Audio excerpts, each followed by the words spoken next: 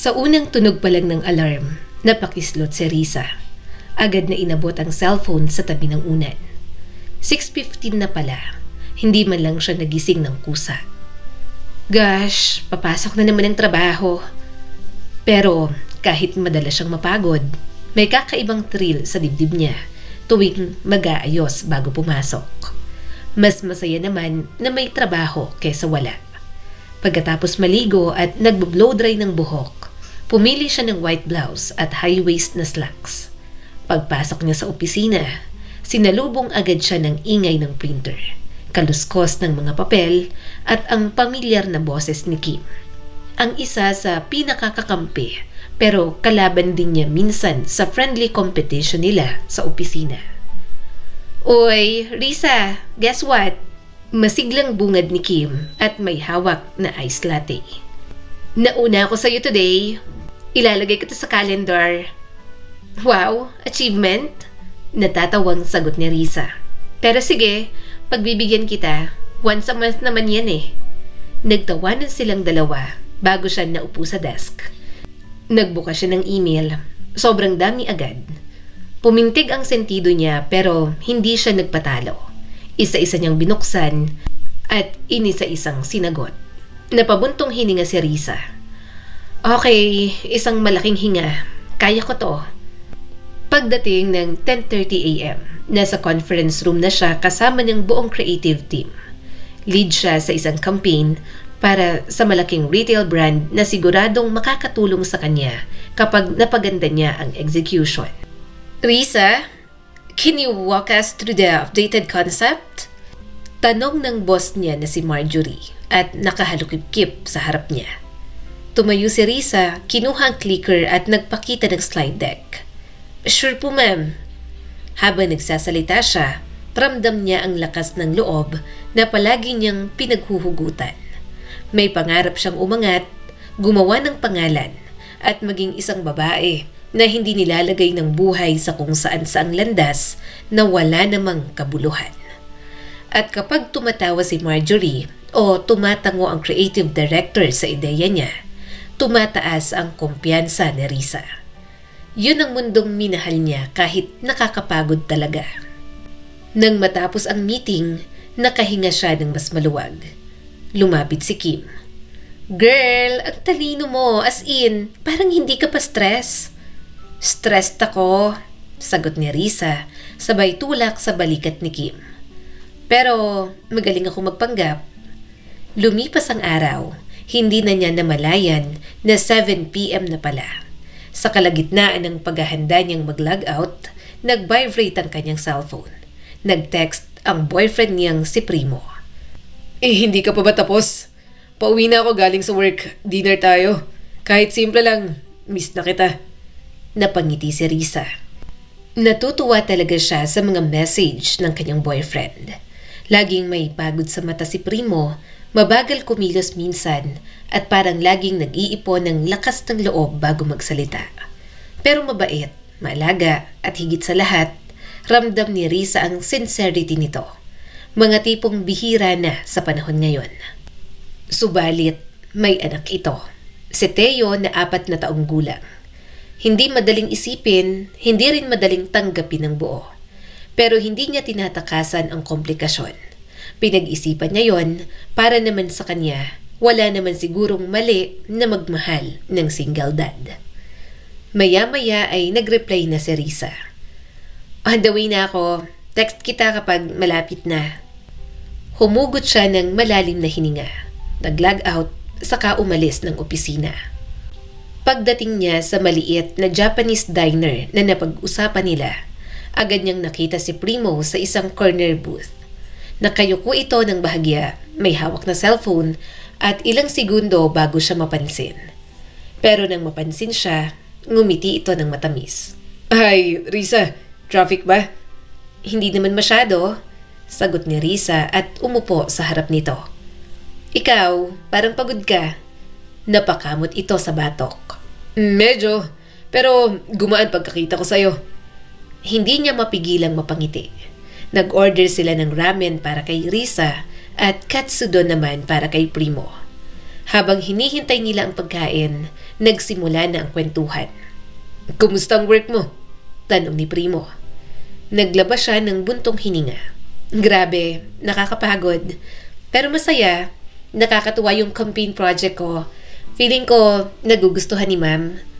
"I told you," sagot ni Primo habang nakangiti. "Magaling ka talaga sa ganyan." Ngiti-ngiti naman si Risa. "Hindi naman, ginagawa ko lang ang best ko." Tumawa ang kanyang boyfriend. "Risa, yung best mo, mas mataas pa sa best ng ibang tao." Natigilan si Risa.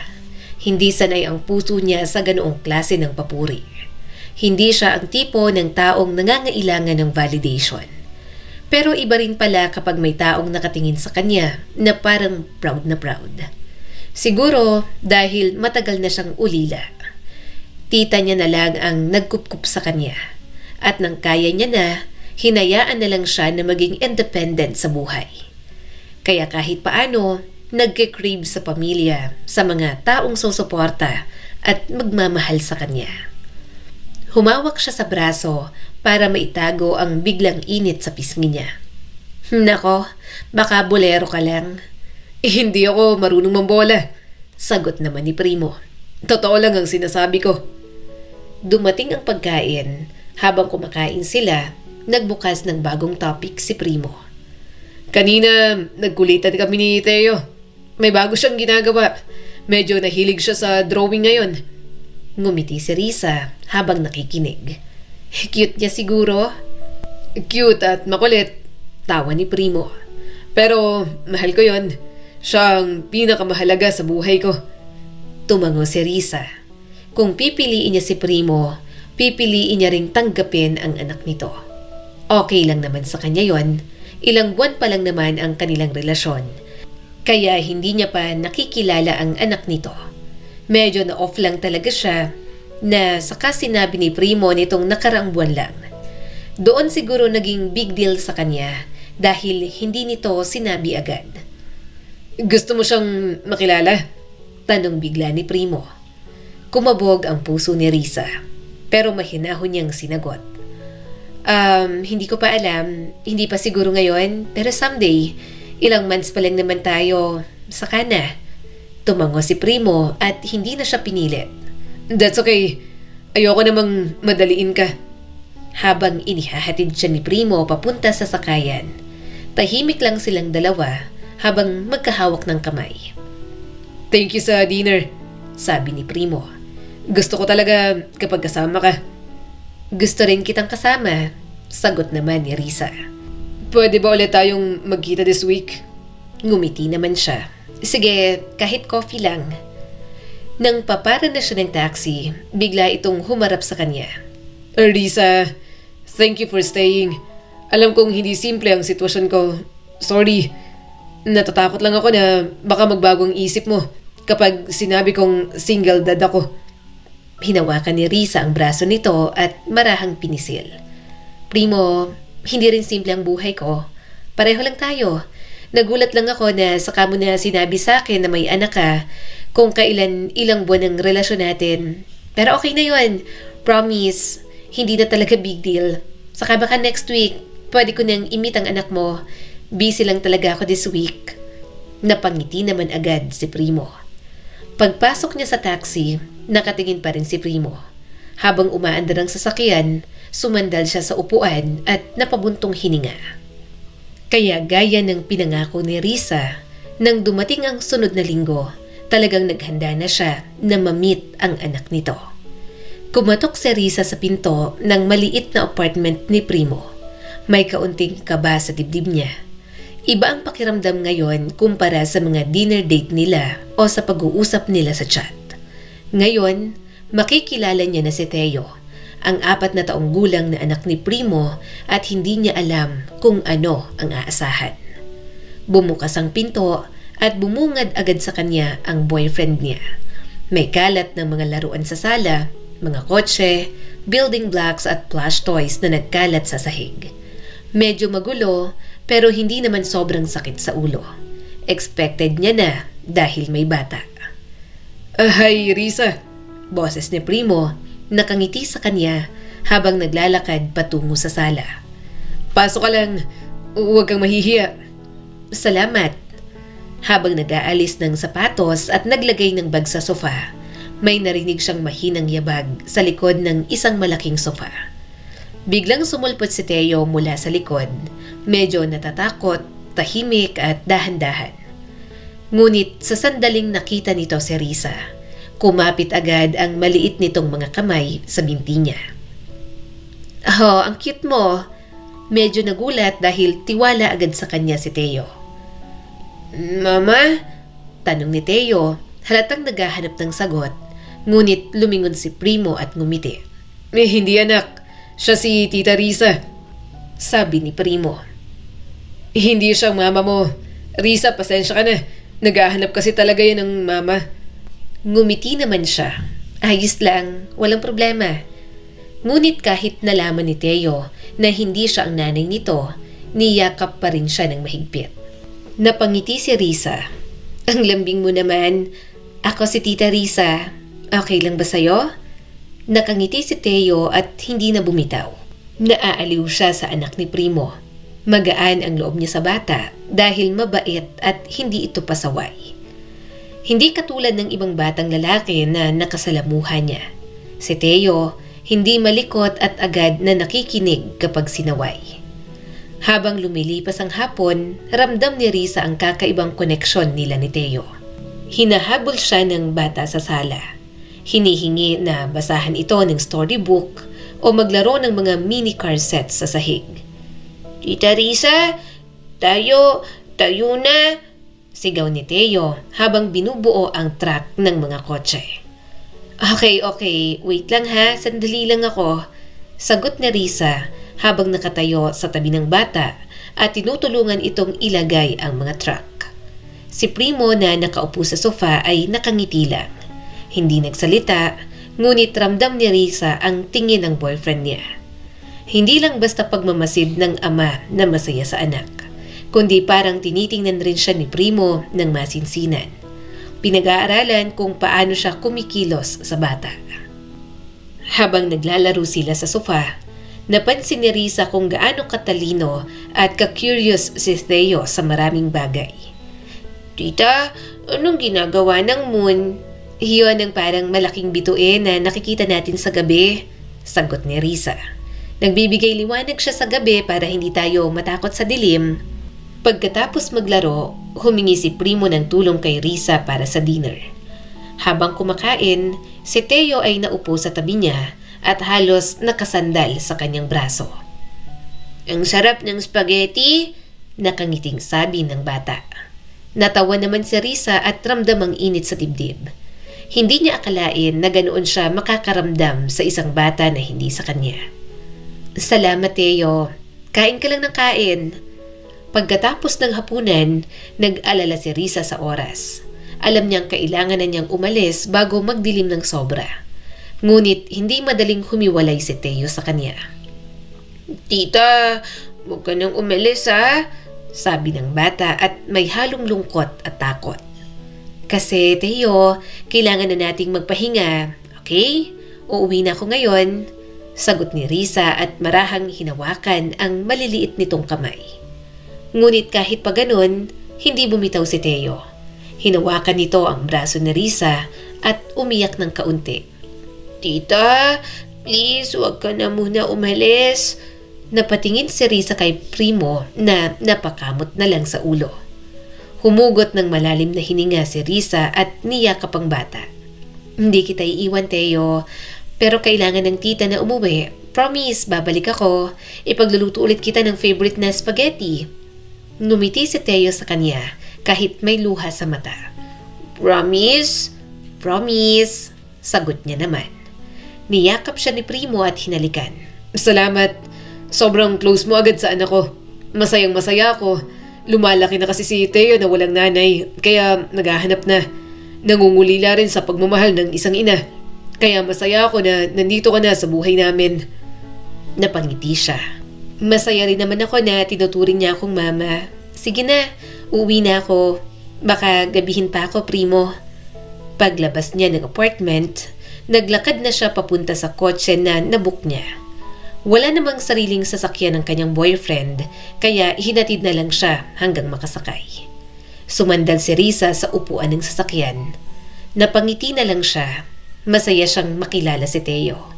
At naisip niya na hindi naman talaga masama na magmahal siya ng lalaki na may anak na. Mula ng unang beses niyang makilala si Teo, hindi na naiwasan ni Risa ang madalas na pagbisita sa apartment ni Primo. Habang lumilipas ang mga araw, napansin niya ang sariling puso. Mas maluwag niyang tinanggap ang bata. Isang hapon, nagdala siya ng maliit na bag ng groceries at dumaan agad sa apartment. Pagpasok niya, agad siyang sinalubong ng halakhak ni Teo. "Tita Risa! Tita Risa!" Sigaw ni Teo at agad na tumakbo papalapit sa kanya. Halos matumba ang maliit nitong katawan sa excitement habang kinakausap siya. Ngumiti si Risa at yumakap sa bata. "Ang dami mong energy, Teo. Napagod ka na ba sa school mo?" "Hindi po. Gusto ko lang maglaro," sagot ni Teo. "Tayo na po tayo. Laro tayo."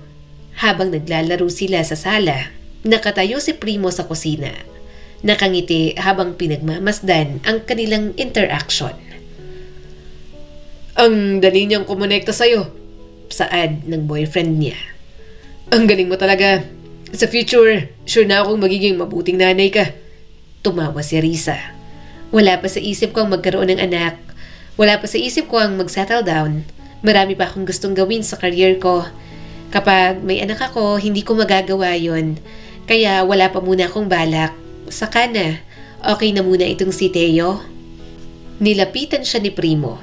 "Hindi ko pa nakitang ganito kalapit si Teo sa isang tao. I feel so lucky na nakilala ka namin." Napuno ng init ang dibdib ni Risa. Hindi niya inakala na may ganoong klaseng appreciation, hindi para sa kanya bilang girlfriend lang, kundi bilang isang babae na may pakialam sa maliit na batang yon. Pakiramdam niya, sobrang halaga niya sa mag-ama. "Salamat, Primo," sagot niya rito. "Gusto ko lang maging mabait sa bata at ibigay ang kaya kong ibigay." Sa mga araw na yon, unti-unting nagiging routine ng kanilang hapon ang paglalaro at kwentuhan. Pagkatapos ng trabaho, saglit siyang dadaan sa bahay ni Primo para makasama ang mag-ama.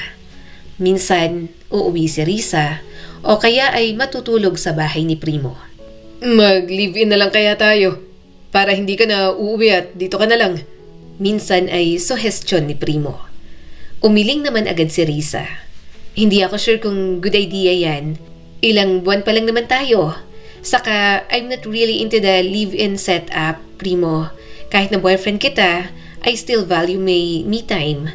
Gusto ko pa rin ng personal space hanggang wala pa akong asawa. Saka baka magkasawaan naman tayo kapag magkasama sa bahay. Alam mo yan, saka ilang buwan pa lang ako sa condo na nabili ko, hindi ko pa nga na-enjoy." Sa mga nauna niyang boyfriend noon, may nag-aya na rin ng ganoong setup pero tinanggihan niya rin. Hindi siya conservative pero naniniwala pa rin siya sa konsepto ng kasal muna bago magsama sa iisang bubong. Maraming nagsasabi sa kanya na mas makikilala niya ang partner niya kung makakasama niya sa iisang bubong. Pero hindi naman ganoon kay Risa. Hindi pa man kasama, kapag may nakita na siyang off sa kanyang partner, alam niya na agad yon. Tatagal lang siya ng kaunti para bigyan pa ng chance na magbago. Pero hindi rin siya sobrang martira sa isang relasyon. Kapag alam niyang hindi niya deserve ang pagtrato, hindi siya nagdadalawang isip na bitawan. Ngayon na si Primo ang kanyang boyfriend, wala naman siyang nakikitang mali. Okay naman sa kanyang anak nito. Natututo na rin siyang intindihin ang mundo ng mag-ama. Mas napapalapit ang loob niya kay Teo. Kung ano ang gusto ng bata, kung paano ito maaliw kapag nanghihina ang loob, kung paano nito hihilingin ang tulong niya. Ngunit kasabay ng tamis, may mga maliliit na pakiusap na unti-unting bumabalot sa kanya. "Risa, pwede mo bang bilhan ng gatas si Teo sa grocery mo bago ka pumunta dito?" Tanong ni Primo isang gabi. Oo, walang problema." Sagot ni Risa at sa isip niya, Okay lang naman yon dahil isang favor na hindi naman makakasugat sa kanya. Kaso, lately, nararamdaman niyang medyo nagiging demanding na si Primo. May mga araw pa rin naman na gusto niya na lang magpahinga sa kondo dahil sa pagod sa trabaho. Pero ang gusto ni Primo, araw-araw siyang dumaan sa apartment ng mga ito. Araw-araw nagte-text na hinahanap siya ni Teo, na mas nakikinig ang bata kay Risa kaysa sa sariling ama. Nakikinig siya sa'yo, Risa. Mas gusto niyang sa'yo ang guidance kesa sa akin minsan. Saad ni Primo sa kanya. Napatingin siya rito. Dapat marunong ka pa rin. Dapat mas nakikinig siya sa'yo lalo pat ikaw ang papa niya. Ikaw ang palagi niyang kasama. Dapat sa'yo magsimula ang foundation niya. Okay na yan. Sure naman ako na magtatagal tayo. Okay lang na mas nakikinig siya sa'yo. Pero alam mo, Risa, talagang napapansin ko, ang dali lang ng bata sa'yo. Ang natural mo sa kanya. I'm really thankful. Sabi pa ni Primo at niyakap siya mula sa gilid. Habang lumilipas ang hapon, unti-unti siyang nasasanay sa pag-aalaga kay Teo. Sa bait naman din kasi ni Teo, hindi talaga ito sakit sa ulo. Matalinong bata rin kaya ang sayang kausap. Pinili niya ang maliit na librong may kulay na may kwento tungkol sa maliit na elepante at kaibigang ibon. Umupo siya sa tabi ni Teo habang ang bata ay nakasandal sa kanyang braso. Wow, tita! Ang cute ng elepante! Saad ni Teo habang binubuksan ang mga pahina. Ngumiti si Risa at itinuturo ang mga larawan. Tingnan mo, ang ibon ay nagiging matapang kahit maliit pa lang siya. Parang ako? Tumatawang sabi ni Teo. Maya-maya ay nakatulog na rin naman ang bata habang nakayakap sa kanya. Ngunit habang tumatagal, nararamdaman niya ang unti-unting expectations ni Primo na gawin niya. Hindi naman sobra ngunit dahan-dahan niyang nararamdaman. Gaya ng gusto ni Primo na siya pa ang magpaligo, magpakain at magpatulog sa anak nito. Subalit iniisip na lamang niya na maliit lang naman yon na pabor. Pagkatapos ng ilang linggo ng madalas na pagbisita sa apartment ni Primo, naramdaman ni Risa ang unti-unting pagbabago sa dynamics nila. Hindi na sila lumalabas ni Primo para mag-date. Nagkikita na lang sila para pumunta siya sa apartment nito at makipag-bonding sa mag-ama. Isang hapon, habang naghahanda si Risa ng snack para kay Theo, pumasok si Primo mula sa kusina. Risa, pwede ba pagkatapos mo sa office, diretso ka na dito? Okay, sure. Sorry, hindi na ako dumaan kahapon. Nag-aya kasing lumabas ang office mates ko para sa celebration namin sa project. Sagot ni Risa, hindi alam kung bakit may kakaibang kaba sa dibdib niya. Bakit? May problema ba? Kasi si Teo naghihintay sa'yo. Nalulungkot siya kapag late ka o hindi ka nakakadaan dito. Sagot ni Primo at tinitingnan siya ng diretso. Hindi ko naman gustong ipilit. Pero sana maiwasan ang late arrivals mo. Alam mo namang binibilin ko lang din siya sa kapitbahay ko na ninong niya kapag may trabaho rin ako. Mas nauuna kang umuwi galing sa office kaya umaasa siya na ikaw agad ang makakasama. Bahagyang natigilan si Risa. Hindi lang siguro siya makapaniwala sa expectations ni Primo. Gayunpaman, marahan na lang siyang tumango. Kasalanan niya rin naman kasi. Nangako siya kay Teo na darating agad pero hindi siya nakabalik. Kaya medyo nalungkot ang bata. Pero kinabukasan, may after-work dinner invite siya mula sa mga office mates. Nabitin kasi ang mga ito kahapon nang mag-bar sila. Risa, tara, Friday night! May bagong resto bar na open, sabi ni Kim at halatang excited. Tumingin siya sa oras. Hindi yata. May plano kasi ako dito. Kailangan ko rin bisitahin si Teo. Nagtaas ng kilay si Kim. Parang laging nandyan ka na lang sa bahay. Hindi mo na rin na-enjoy ang Friday nights, ha? Huwag kang masyadong mag-invest ng panahon mo dyan. Hindi naman ikaw ang nanay ng bata. Napangiti si Risa. Pilit pinapawi ang pakiramdam. Gusto ko lang maging maasikaso sa bata at kay Primo rin, sabik sa pagmamahal ng ina't si Teo, hindi ko rin naman matiis ang bata. Pagkatapos ng hapon, dumating siya sa apartment. Si Teo ay agad tumakbo at niyakap siya. Tita, nandito ka na po. Ngumiti naman siya. Oo, nandito na ako, Teo. Lumapit si Primo at niyakap siya. Halatang nagpapasalamat ito na maaga siyang dumating. Ngunit hindi nagtagal, unti-unting lumalabas ang mga banayad na reklamo ni Primo. Isang gabi, habang nagte-text siya tungkol sa casual dinner kasama ang kaibigan, sumagot si Primo. Dinner lang. I know, pero si Teo naghihintay sa'yo. Saka late ka na naman kanina. Naghihintay ang anak natin. Napabuntong hininga si Risa. Masaya siya na welcome siya sa buhay ng mag-ama. Tipong siya na talaga ang kinikilalang ina ni Teo. Pero naiinis lang siya na kahit simpleng casual dinner kasama ang kaibigan niya, pinag-aawayan pa nilang dalawa ng kanyang boyfriend. Dahil lang sa hindi siya makapunta sa anak nito. Subalit katulad ng palagi niyang ginagawa, hindi niya na ginawang big deal iyon. Habang tumatagal ang linggo, napansin niya ang sarili niyang pagbabago. Ang mga after-work drinks at bonding session sa opisina ay unti-unting natatanggal sa kanyang routine. Lumalayo siya sa social life niya, hindi dahil gusto niya, kundi dahil gusto ni Primo. Risa, okay ka lang ba? Lagi ka nang diretso uwi.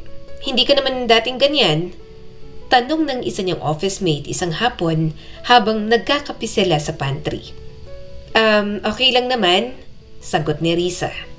Gusto ko lang maging present sa anak ng boyfriend ko. Napamahal na kasi sa akin at palagi akong hinahanap. Sa kabilang banda, si Primo ay halos hindi nag-a-adjust sa sarili nitong schedule. Madalas itong late sa trabaho, may lakad sa barkada, o simpleng nagre-relax sa sofa habang si Risa ay abala sa pag-aalaga kay Teo kapag nandoon siya. Gayunpaman, hinayaan niya na lang kasi naisip niya na baka nahihirapan talaga ito na maging magulang para kay Teo. Risa, gusto ko lang sabihin, napapansin ko na talagang committed ka sa bata. I'm really thankful. Sabi ni Primo nang umupo siya sa tabi nito. Salamat, gusto ko lang siyang maging masaya. Sagot niya habang nakangiti. Saka nakikita kong parang nahihirapan ka kaya may bahagi sa akin na gusto kang tulungan. Tumango-tango naman si Primo. Nahihirapan talaga. Nahihirapan ako kapag mag-isa. Kapag ako lang, kaya nga malaking pasalamat ko na nandito ka. Pagkatapos ng ilang buwan ng madalas na pagbisita sa apartment ni Primo, napansin ni Risa ang unti-unting pagbabago sa dynamics nila. Hindi sila live-in setup pero talagang hindi na maiwasan makatulog siya roon. Lalo na at napapagod din naman siya. Pero kapag may energy pa rin si Risa, pinipilit niya pa rin na umuwi sa kanyang kondo. Ayaw niyang isipin ni Primo na pumayag siya sa ganoong setup. Isang hapon, dumating siya sa apartment dala ang maliit na bag ng groceries gaya ng pinakiusap sa kanya ni Primo. Pagpasok niya, tumakbo agad si Teo sabay yakap sa kanya. Tito, nandito ka na? Sigaw ng bata. Oo, nandito na ako. Sagot ni Risa nang nakangiti. Ngunit bago siya makaupo, lumapit si Primo mula sa kusina. Risa, salamat. Isesend ko na lang sa bank account mo ang mga nagastos mo dito. Pasensya na. Wala na kasi talaga akong oras para sa mga ganito. Hindi ko alam kung anong gagawin ko kung wala ka. Sabi pa ni Primo at hinalikan ang sentido niya. Habang nandoon, siya ang nag-aayos ng mga laruan, naglalagay ng mga plato sa mesa kapag kakain na. Nagluluto ng simpleng snack at kung ano-ano pa. Halos lahat ng maliliit na pangangailangan ni Teo ay napupunta sa kanya. Tita Risa, dito ka na lang po tumira. Mas mabait ka po kay Papa. Biglang pakiusap ni Teo sa kanya. Nakapulupot ang braso ni Teo sa leeg niya habang nakahiga silang dalawa sa kama ng bata. Pinapatulog niya ito dahil late na si Primo galing trabaho. Kaya baka doon na siya matulog para may kasama ang bata. Hinaplos niya ang buhok ng batang nakadikit sa dibdib niya. Mabait naman ang papa mo. Mahina niyang sagot. Ginagawa ni Primo ang lahat para sa'yo. Nagtatrabaho siya para may pera kayo at mabigyan ng kailangan mo. Ngumuso si Teo. Pinapalo niya po ako kapag sobrang likot ko. Umiiyak po ako. Ikaw, Tita Risa, kapag malikot po ako, pinapagalitan mo ako pero mabait ka pa rin. Natigilan si Risa. Hindi siya komportable sa ganoong usapan. Hindi dahil galit siya kay Primo, kundi dahil may boundary siyang sinusunod. Girlfriend lang siya at hindi siya ang nanay ni Teo. At kahit mahal niya ang bata, hindi niya alam kung hanggang saan lang ang pwede niyang sabihin. Normal lang na malikot ang mga batang lalaking katulad mo, paliwanag niya at hinahaplos pa rin ang buhok ni Teo. Pero dapat nakikinig tayo para hindi nagagalit si Primo. Marami ang iniisip ng papa mo. Tita Risa, pwede ka po bang maging mama ko na lang? Napapikit siya, parang may humila sa dibdib niya pababa. Hindi niya alam kung bakit napakabilis bumuo ng attachment sa kanya ni Teo. Pero simula nang maging sila ni Primo, halos gabi-gabi na siya ang nag-aalaga sa bata. Nagluluto, nagkukwento. At habang ginagawa niya yon, hindi niya namamalayan na siya na pala ang safe place ni Teo.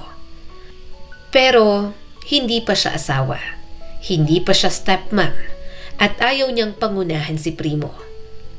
Tulog na tayo, baby. Maaga ka pa para bukas sa school mo. Bulong niya rito. Napahigpit ang yakap ni Teo. Maya-maya ay nakatulog na din ito. Paglabas niya ng kwarto, saka lang siya huminga ng malalim. Pagpasok niya sa sala, eksaktong bumukas ang main door. Nakauwi na si Primo. Pagod ang itsura nito, gusot ang polo, luwag ang necktie, at may eye bags na parang hindi pa natutulog ng maayos. Hey, sabi ni Primo at binuksan ang ilaw sa sala. Gising ka pa pala. Dito ka na matulog. Gabi na. Napatulog ko na si Teo, sagot ni Risa sa kanyang boyfriend. Kumain ka na? Hindi pa. Sagot ni Primo habang ibinababa ang laptop bag. Busy sa office. May nangyari ba? Parang may iniisip ka. Hindi niya alam kung dapat bang sabihin agad, pero lumabas na lang din talaga sa bibig ni Risa. Sinabi ni Teo, pinapalo mo raw siya kapag nalikot? Huminto si Primo sa paglapit. Kita niya ang pag-igting ng panga nito. Sinabi niya yon. Hindi ko siya pinapalo ng malala. Ganun ang disiplina ko sa kanya. Alam ko naman yon, tugon ni Risa.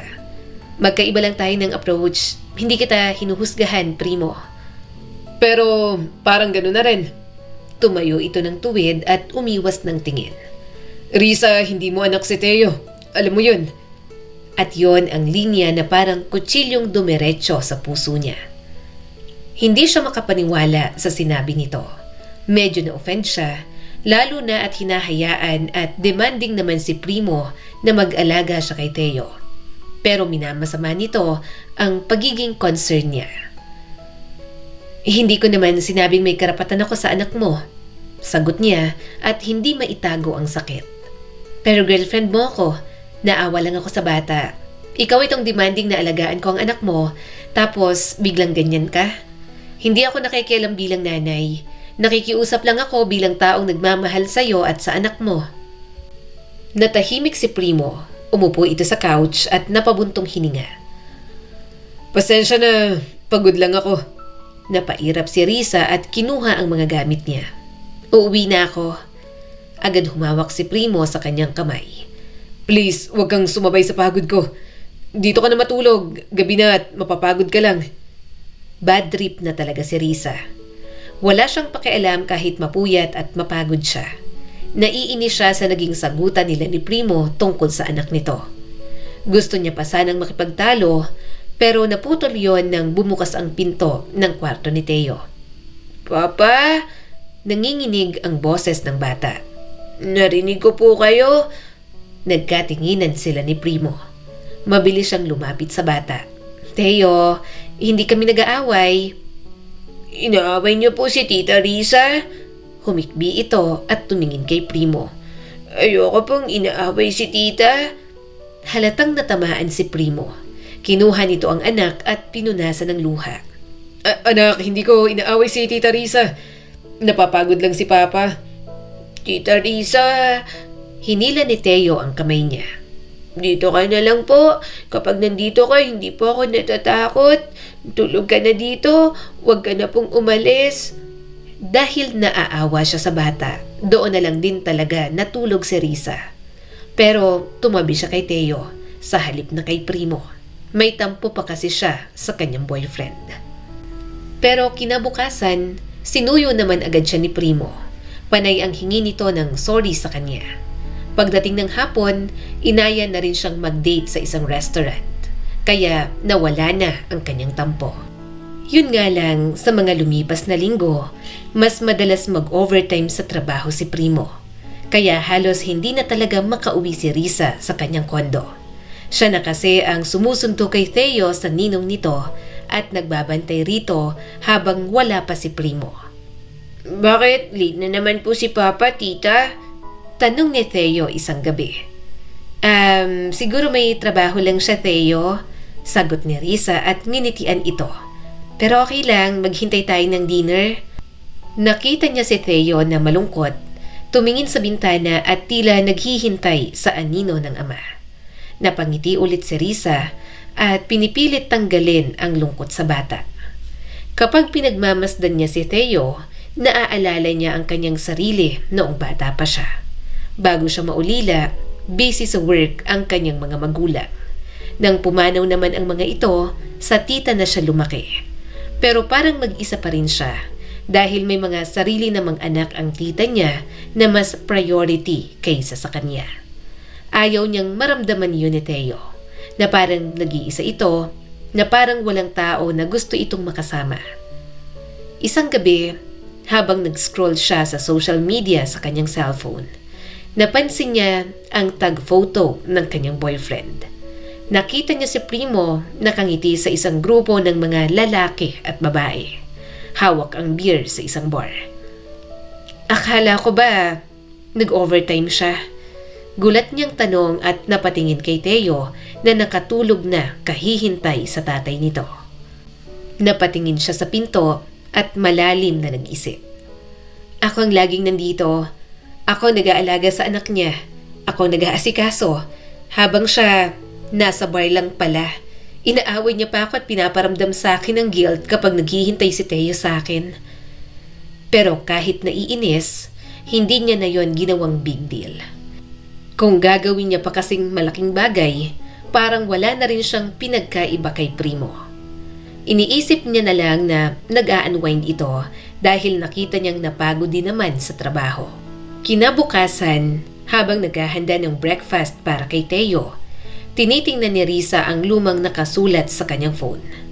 Listahan yon ng mga dapat bilhin, may toy na kailangan linisin at notes tungkol sa bata. Wala nang para sa kanya. Simula nang magkaroon siya ng boyfriend, ang anak ni Primo na lang yata ang naging priority niya. Uy, ano na yan? May iniisip ka na naman? Saad ni Kim, nakatrabaho niya. Hindi pa man siya nakakakuha ng upuan sa pantry ng office, si Kim agad ang bumungad sa kanya. Bit-bit ang iced latte at nakataas ang kilay. Friday na naman. Marami silang plano kapag Friday pagkatapos ng trabaho. Sanggipsal, inuman, karaoke, kahit ano para mag-unwind sa isang linggong trabaho. Pero nitong mga nakaraang buwan, automatic na diretsyong uuwi na lang siya. Hindi sa kondo niya, kundi sa apartment ni Primo. Umuuwi na siya sa batang naiiwan at walang kasama. Pilit nang ngumiti si Risa. Pagod lang, Kim. Pagod means ayaw mo sumama sa Friday night. Sagot ni Kim sabay upo sa tapat niya. Risa, hindi ka pagod. May problema ba kayo ni Primo? Lately, hindi ka na nagkakaroon ng time. Mahirap talaga kapag committed sa isang tao, no? Unlike nung single ka pa na palagi kang available. Napatingin si Risa sa mesa.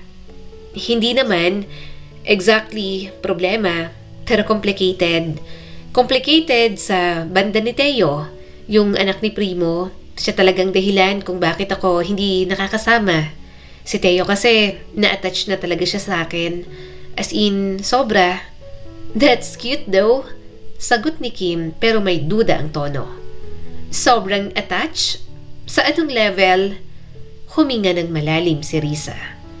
Sabi niya na sana ako na lang daw ang maging mama niya. And nang narinig niya ako at si Primo na nag-uusap, umiiyak siya. Ayaw niya akong inaaway ni Primo. Mas mahal niya pa yata ako kaysa sa papa niya. I mean, Kim, girlfriend lang ako. Hindi pa ako sigurado kung mag-work ba kami hanggang huli ni Primo. Hindi ako nanay. Hindi ko dapat inaako yung roles na hindi naman talaga sa akin. Pero nang mamit kasi kami ng bata, agad na na-attach sa akin si Teo. Napailing si Kim. Ateng, listen. Hindi ko sinasabing dapat hindi mo mahalin si Teo. Pero ibang love sa attachment. Ibang concern sa responsibility. And right now, dinadala mo yun pareho. Sumikip ang dibdib ni Risa. Paano kung kailangan ako? Girl, hindi ka replacement mom. Girlfriend ka sa isang lalaki na may anak. That's your decision. Pero kung hindi pa kayo kasal, hindi mo role na maging default parent ng anak niya. Lalo na't ilang months pa lang naman kayo, diba?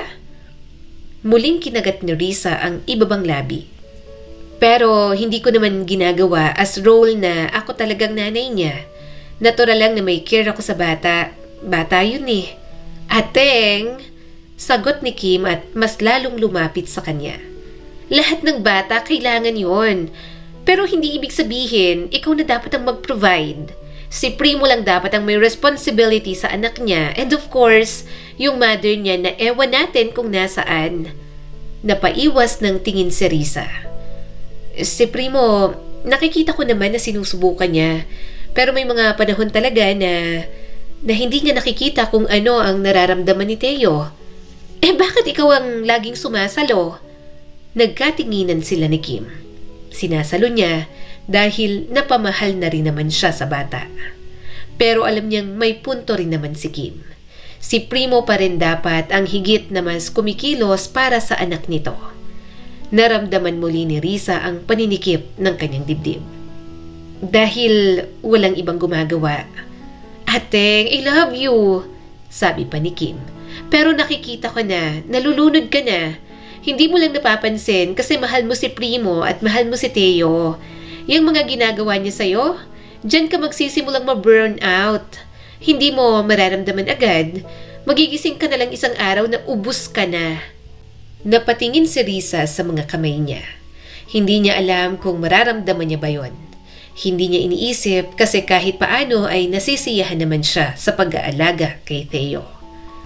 Pero sa mga lumipas na linggo, napapansin ni Risa na nawawala na ang kanyang sariling kalayaan. Habang naghahanda ng kape sa kusina, napatingin siya sa calendar sa fridge. Maraming naka-highlight na mga araw para sa bata. Grocery, school, playdates, bedtime routines.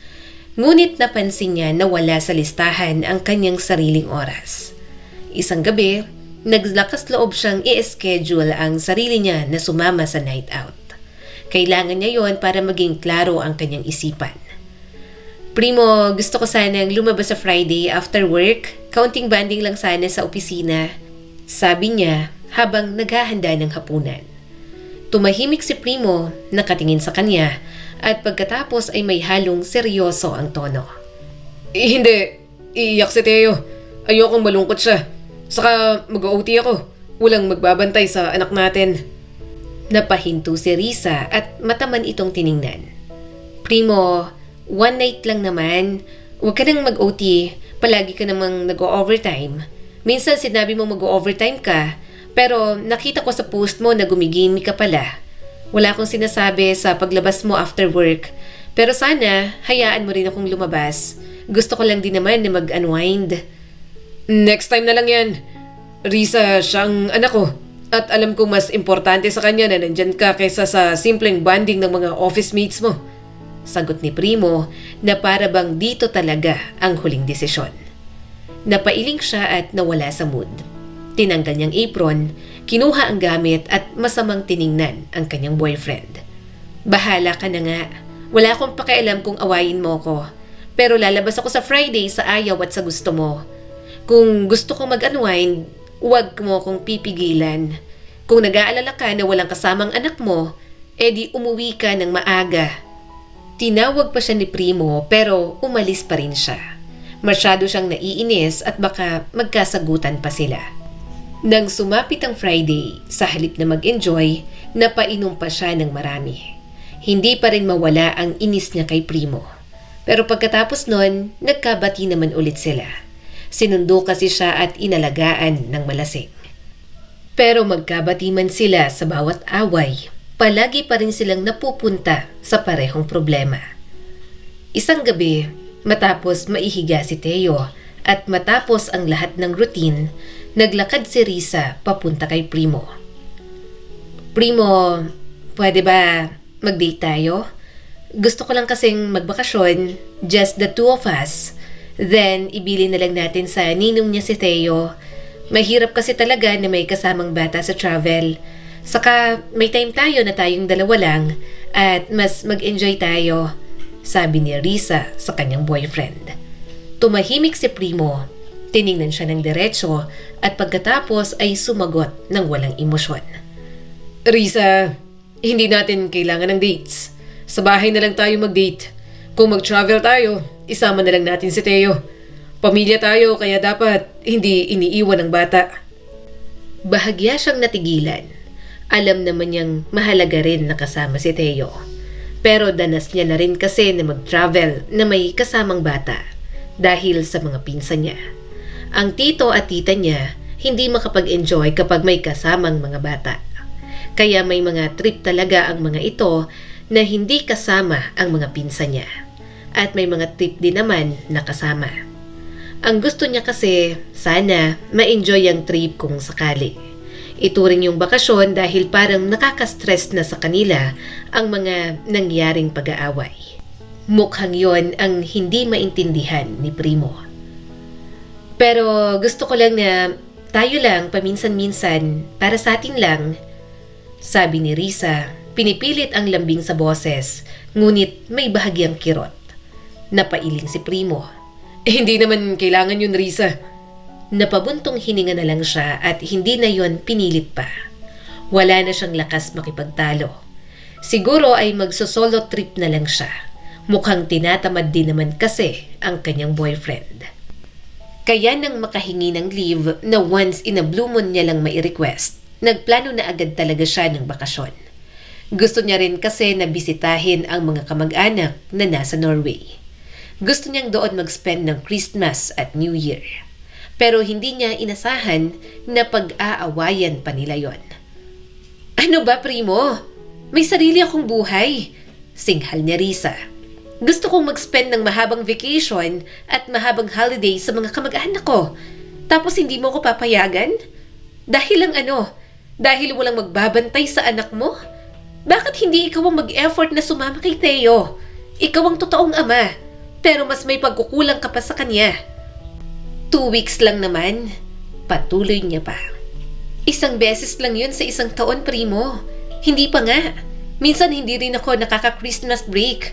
So, umiling ang boyfriend niyang makasarili. Hindi pwede. Paano kami ni Teo dito? Paano siya? Para bang may unti-unting humihila sa sikmura niya pababa. Anong paano kayo? Primo, hindi naman ako magbabakasyon ng walang pasabi. Kaya nga nagpapaalam ako. Ayaw mong mag-trip na tayong dalawa lang. Kaya magtitrip na lang akong mag-isa. Bakit ba kapag may mga gusto akong gawin sa buhay ko, hirap na hirap kang payagan ako? Hindi ko kayo iniiwan. Babalik ako. 2 weeks lang. 2 weeks? Sa Pasko? Sa New Year? Mata man niya itong tiningnan. Primo, may pamilya rin ako. Ulila ako pero may mga nagmamahal din sa akin at naghahanap ng presence ko. Hindi lang sa inyong mag-ama umiikot ang mundo ko. Kung tutuusin, hindi ka nga dapat nagdedemand ng ganito. Girlfriend mo lang ako. Ni hindi mo nga ako mailabas for dates. Palagi na lang dito sa bahay. Oo, gusto ko na tinuturing niyo akong pamilya. Pero gusto ko rin ma-feel na girlfriend mo ko. Magkasalubong ang mga kilay ni Primo at halatang bad trip. For God's sake, bulong ni Risa habang nanginginig ang boses. Once in a blue moon lang akong humingi ng leave.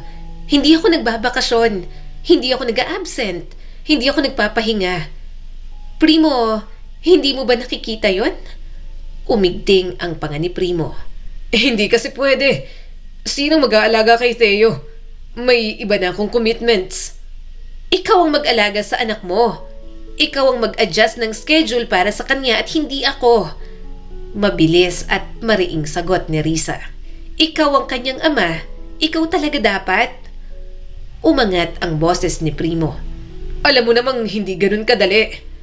At bakit ba ako ang lagi mong inaasahang magpuno ng mga pagkukulang mo sa anak mo? Primo, may trabaho ka. Oo. May responsibilidad ka. Oo. Pero may responsibilidad din ako sa sarili ko, sa buhay ko, sa work at sa pamilya ko. Akala ko ba concerned ka kay Theo? Sagot ni Primo at halata ang panunumbat. Ngayon, iiwan mo siya sa holidays. Binulyawan ni Risa ang kanyang boyfriend. Gusto kong mag-spend ng long holidays sa mga kamag-anak ko. Gusto kong ma-experience ulit ang Pasko kasama sila. Gusto kong maramdaman na may sarili rin akong pamilya na naghihintay sa akin. Hindi nakasagot si Primo. Parang yun na yata ang pinakamalalang pag-aaway nila. Ayaw niyong umalis habang may tampuhan sila, pero hindi na kasi talaga siya makatiis. Gusto niyang malaman ni Primo ang saloobin niya, ang iniisip niya at ang nararamdaman sa lahat ng yon. Maya-maya ay hinawakan ni Primo ang kanyang siko. I'm sorry. Pasensya na naging insensitive ako. Sorry, please. Hindi ko na uulitin. Nang yakapin siya ni Primo, nagpadala naman siya sa yakap nito. May kaunting tampo pa si Risa, pero alam niyang mawawala rin yon. Nagkaayos naman sila bago siya umalis, kaya kahit paano ay nawala ang kanyang pangamba. Nakapag-enjoy si Risa sa kanyang bakasyon at nang makauwi, mas kalmado na ang puso at parang na-refresh na rin. Isang gabi, pagod si Risa ngunit sabik na makita si Theo. Galing siya sa work at may dalang regalo para rito. Miss niya na ang bata. Lahat yata ng pasalubong niya para lang rito at ilan lang ang nabili niya para kay Primo. Habang papalapit siya sa apartment, napahinto si Risa. May naririnig siyang boses ng lalaki mula sa bukas na bintana ng sala. Mukhang may mga kasamang kaibigan ang boyfriend niya. Bro, seryoso? Natatawang sabi ni Primo. Si Risa? Jackpot na jackpot ako dun. Parang nanay na talaga ni Theo. Hindi na ako mahihirapan maghanap, bro. Ginagawa niyang lahat. Ang dali kausap. Nagre-reklamo pero kaunting suyo lang gagawin din naman. Naniga si Risa. Hindi siya natutuwa sa mga naririnig niya. Hindi alam ni Risa kung gaano siya katagal na nakatayo roon. Ilang segundo, ilang minuto, basta ang alam niya, nawala ang lahat ng tunog sa paligid. Kahit ang pintig ng puso niya ay tila humina na yata. Bro, as in, wala na akong problema. Para akong nakahire ng yaya at partner in one. Hindi demanding. Ayoko talagang masyadong i-date sa labas kasi magastos. Siya nang bahala sa lahat sa bahay. Si Theo, banded na sa kanya. Ang dali talaga. Para lang din akong may katulong at instant mommy sa anak ko. Nanginig ang kamay ni Risa. Napakapit siya sa strap ng bag para hindi maramdaman na nanginginig ang buo niyang katawan. Hindi naramdaman ni Risa ang pagpatak ng luha sa pisngi niya hanggang sa sumunod ang kasunod na patak at kasunod pa ulit. Hindi niya akalaing darating ang gabing yon. Hindi niya akalaing yon ang dahilan kung bakit siya pinili. Hindi pala pagmamahal, hindi pala relasyon, libreng childcare pala ang gusto ng boyfriend niya na kumag. Sa isip ni Risa, ang ganda-ganda niya, ang blooming ng career, tapos bumagsak lang siya sa lalaking walang kwenta. Yumuko si Risa at ipinikit ang mga mata. Nasusuka siya sa ugali ng kanyang boyfriend. Dahan-dahan siyang umatras. Sa halip na tumuloy, umalis na lang si Risa. Sa kanya na lang haharapin si Primo kapag hindi na siya naiiyak ng ganoon.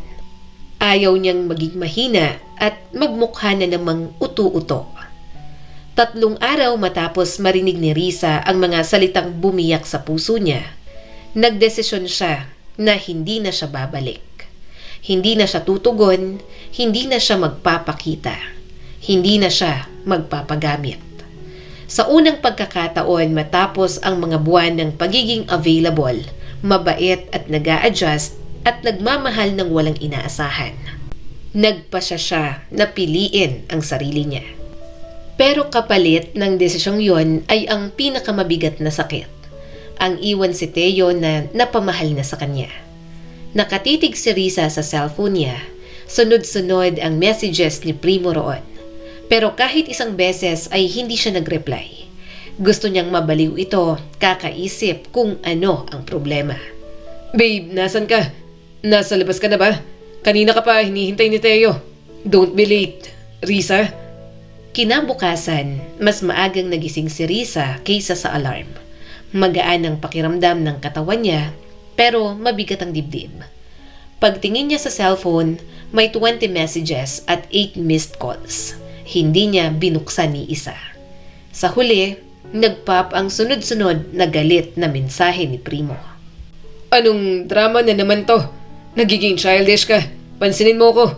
Risa, sagutin mo ang mga tawag ko. Pupuntahan kita dyan sa kondo mo.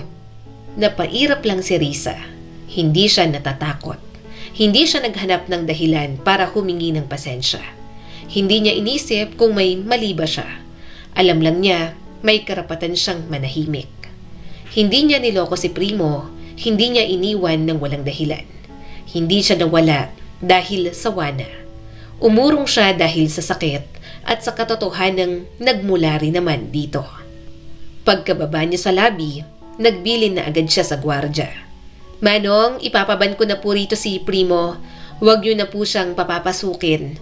Yes po, ma'am. Ngumiti lang siya at sumakay na sa sasakyan. Nang makarating sa opisina, nagtrabaho na lang siya ng maigi. Hindi niya na masyadong pinansin ang cellphone niya. Pero paglabas niya, hindi na siya nagulat nang makita si Primo na naghihintay sa kanya. Hindi niya na sana papansinin, pero bigla nitong hinawakan ang kanyang braso. Anong problema mo? Bakit hindi ka sumasagot sa mga text at tawag ko? Pinuntahan kita sa condominium building. Sabi nila, bawal na raw ako ron. Ano ba talagang problema mo, Risa? Seryoso niya itong tiningnan. Seriously? Hindi mo talaga alam? Primo, ikaw lang ang makakasagot sa tanong mo. Alam mo kung anong problema.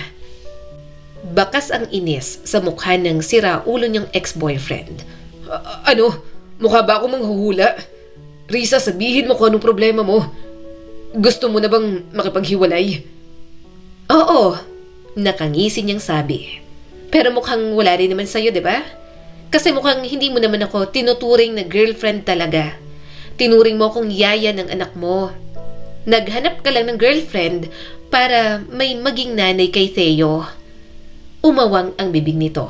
Bakas ang gulat at mukhang hindi inasahan na malalaman niya ang lahat ng yon. Natawa ng mapakla si Risa. Tumikhim si Primo at mabilis na nakabawi. Hindi mo man lang ba iisipin si Theo? Grabe ka. Iniwan mo na kami bigla. Ganito ka ba talaga? Tatakbo kapag mahirap? Wow, all this time ganito ka pala. Sana kinausap mo ako, hindi yung ganito. Pwede namang maayos pa. Bigla siyang napatawa. Anong maayos? Anong sinasabi mo? Sa tingin mo ba, magpapasuyo na lang ako sa'yo pagkatapos ng mga narinig ko? Nakakainsulto ka? Pinagtatawanan mo ako? Akala mo, utu-utu ako. Anong karapatan mong gawin sa akin yon? Nagsisisi ako na minahal kita. Napakawalang kwenta mo. At huwag mong gamitin sa akin ang anak mo. Napamahal siya sa akin, pero responsibilidad mo pa rin si Theo. Umayos ka. Maging mabuti kang tatay at panindigan mo ang pagiging single dad mo. Hindi yung naghanap ka ng girlfriend para maging nanay dyan sa anak mo at magbuhay binata ka ulit. Tinawag pa siya nito pero hindi na siya lumingon. Mabilis siyang sumakay sa taxi at natakasan si Primo. Ayaw niya nang makipagtalo rito. Ni ayaw niya nang makita ang lalaking yon. Pero paano niya gagawin yon kung may bahagi sa puso niya ang naiwan? Isang gabi, nagpapahinga siya sa kondo. Matutulog na sana siya, pero nagulat siya nang makitang tumatawag ang ninong ni Theo. May number kasi siya nito dahil nga nakakausap niya rin naman kapag binibilin sa bahay nito ang bata. "Hello?" Bungad niya rito. Narinig niya agad ang iyak ni Theo. Tita Risa, Nanikip ang dibdib niya. "Theo, bakit ka umiiyak?" Humihikbi pa ang bata. kailan ka po babalik? Bakit hindi ka na po pumupunta sa bahay? Ayaw mo na po ba sa akin? Sinapo ni Risa ang ulo. "Theo, hindi. Of course, gusto pa rin kita. I love you, baby. Pero kasi may mga bagay na hindi mo pa naiintindihan. Hindi na ako pwede dyan kasi hiwalay na kami ng papa mo." Mas lalo niyang narinig ang iyak ng bata. Tita Risa, nasan ka po ba? Punta na lang po ako. Diyan na lang po ako titira. Ayoko po kay Papa. Sasama na lang po ako sa'yo. Napakagatlabi si Risa. Gusto niyang tiisin ang anak ni Primo, pero nahahabag talaga ang puso niya. Miss na miss niya na ito. Hindi niya rin kaya na marinig ito na umiiyak. "Paano ba to?" Napakagatlabi si Risa. "Theo, hindi naman pwede ang gusto mo. Hindi naman kasi talaga ako ang mama mo." Tita Risa, I love you po. Humihikbi na sabi ni Theo. I miss you po. Balik ka na po sa bahay. Napapikit si Risa. Hindi niya na talaga alam kung ano ang gagawin. Ayaw niya nang bumalik doon. Ayaw niya nang makita si Primo. Pero hindi niya kayang tiisin ang bata. Sige, ganito na lang. Bibisita ako sa'yo, pupunta ako sa apartment. Pero saglit lang ha, hindi rin ako tutulog doon. Ibibigay ko na rin ang gifts at mga pasalubong ko. Malumanay niyang sabi. Bahagyang tumigil sa pag-iyak si Theo. Talaga po? Kailan po? Napangiti naman si Risa. Sa weekend, bibisitahin kita, I promise. Kaya huwag ka nang umiyak ha, behave ka, magpakabait ka at magsaya lang, okay? Okay po. Sagot naman ni Theo. Pagkababa ng tawag, napabuntong hininga na lang si Risa. May parte sa kanya na nagsisisi na hinayaan niyang ma-attach sa bata. Pero may bahagi rin sa kanya na masaya dahil maganda rin naman ang mga pinagsamahan nila ni Theo. Naramdaman niya na talagang nanay siya at pinaramdam naman ng anak ni Primo na may anak din siya. Nang dumating ang Sabado, bumisita na nga siya kay Theo. Gulat na gulat si Primo nang makita siya. Pero inirapan at tinulak niya lang ito. Nakikipagbalikan ka na? Nakangising tanong ni Primo. Seryoso niya itong tiningnan. Nandito lang ako para bisitahin ang anak mo at hindi para sa'yo. Saglit lang ako, mamaya aalis din ako.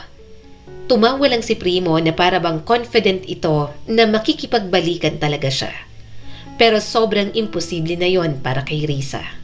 Hindi na siya bumabalik sa ex-boyfriend. Bukod doon, wala rin naman siyang nakitang pagsisisi sa mga mata nito. Ni hindi nga humingi ng sorry. Kaya kahit naiinis, talagang tiniis na lang ni Risa. Para lang kay Theo kaya siya naroon at bumibisita pa.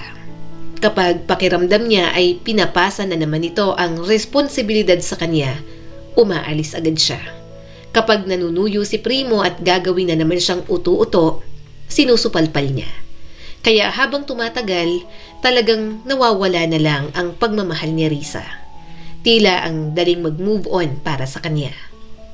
Pero kahit sabihin mo pang nag-move on ka na, mahirap pa rin ang ganyang setup, Risa. Sabi ni Kim habang naglalakad sila. Mas lalong mapapalapit sa iyong bata, mas mahirap bumitaw. Saka paano kapag bumalik ka na sa pakikipag-date? Halimbawa, nagkaroon ka ulit ng boyfriend.